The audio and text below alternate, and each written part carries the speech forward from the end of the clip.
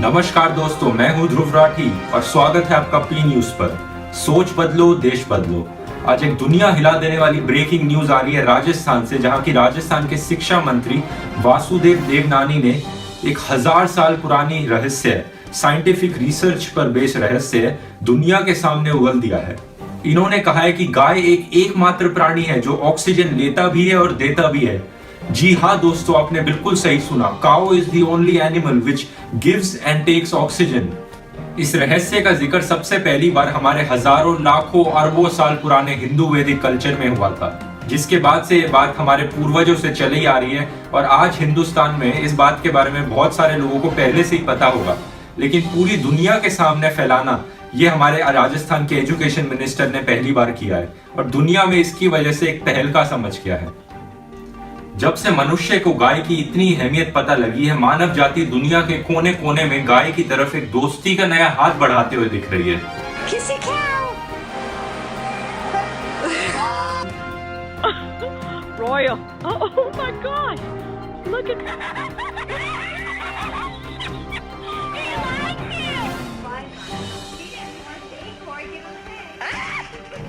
मशहूर अमेरिकी entrepreneur Elon Musk, जो कि आयरन मैन के नाम से भी जाने जाते हैं, इन्होंने दावा किया है कि आने वाले अपने अगले मार्स मिशन में 15 लाख अमेरिकी गाय को भेजेंगे। इनका मानना है कि ये गाय मार्स की एटमॉस्फेयर में ऑक्सीजन लाएंगी, जो कि पृथ्वी जैसी कंडीशंस बना सकती हैं उस प्लेनेट पर भी। मैंने पहली बार सुनते हैं तो हार्ट अटैक सा आ गया था।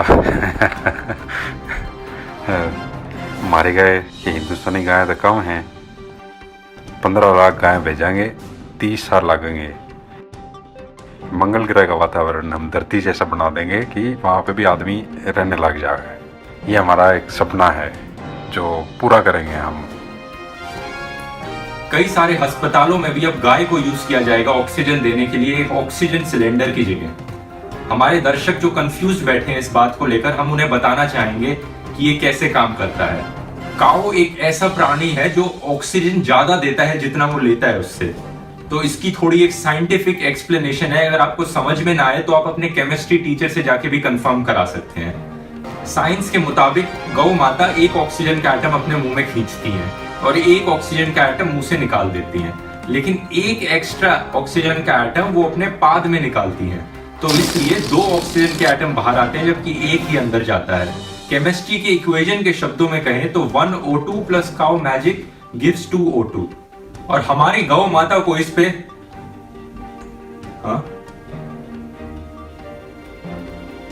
तो दोस्तों एक नई खबर आई है, बहुत ही अच्छी खबर आई है। यूनेस्को, जो कि नॉर्मली वर्ल्ड के बेस्ट पीएम को डिक्लेयर करता है या वर्ल्ड के बेस्ट जर्नलिस्ट को डिक्लेयर करता है, आज यूनेस्को ने वर्ल्ड के बेस्ट एनिमल को डिक्लेयर कर दिया और हमारी गौ माता को वर्ल्ड बेस्ट काउ का अवार्ड मिला है। हर एक हिंदुस्तानी के लिए कितने गर्व की बात है।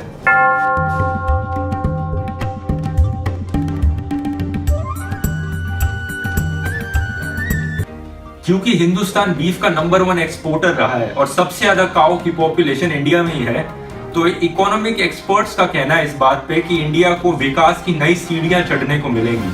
जीडीपी ग्रोथ इंडिया का जो अभी 6% है वो 60% तक पहुंच सकता है आने वाले समय में।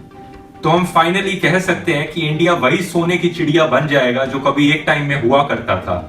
तो दोस्तों, अच्छे दिन आ गए। तो कैसा लगा दोस्तों? ऑब्वियसली जाहिर सी बात है, जितनी भी चीजें मैंने पूरे वीडियो में बोली सारी की सारी झूठ थी, कोई यकीन मत करके बैठ जाना। और सिर्फ 2 बात सच थी इसमें। एक थी कि ये एजुकेशन मिनिस्टर जो राजस्थान के हैं, वासुदेव देवनानी, इन्होंने सही में ये चीज बोली थी कि cows are the only animal which inhale and exhale oxygen. और दूसरी चीज जो सच थी वीडियो में वो थी कि India is the number 1 beef exporter. चाहे मजाक में क्यों ना बनाया हो मैंने वीडियो, लेकिन इसमें बहुत एक सीरियस इशू है।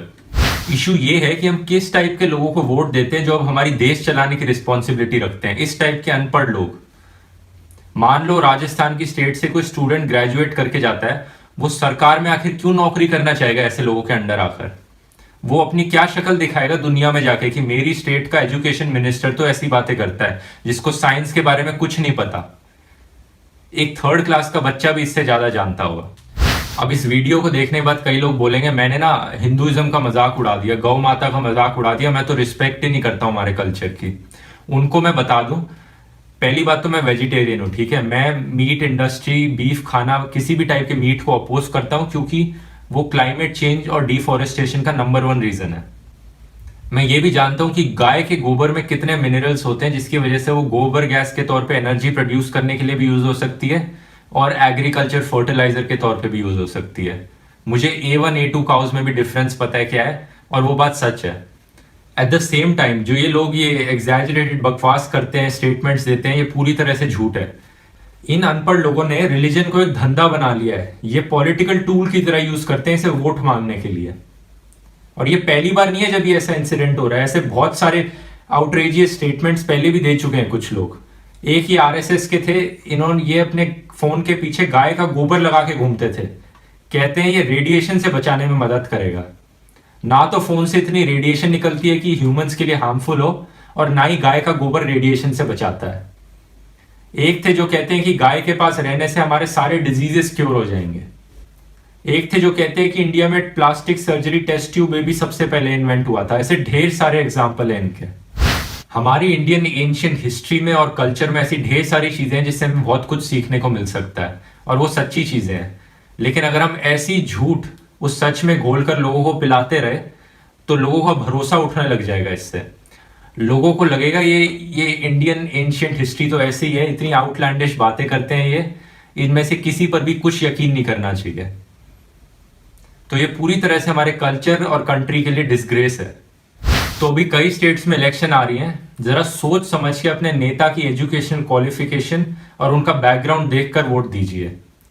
नहीं तो ऐसे ही लोग इलेक्ट होते रहेंगे और आपको पता भी नहीं लगेगा आपका MLA कब एजुकेशन मिनिस्टर बन गया और ऐसी बातें कर रहा है। ठीक है, धन्यवाद, मिलते हैं अगले वीडियो में।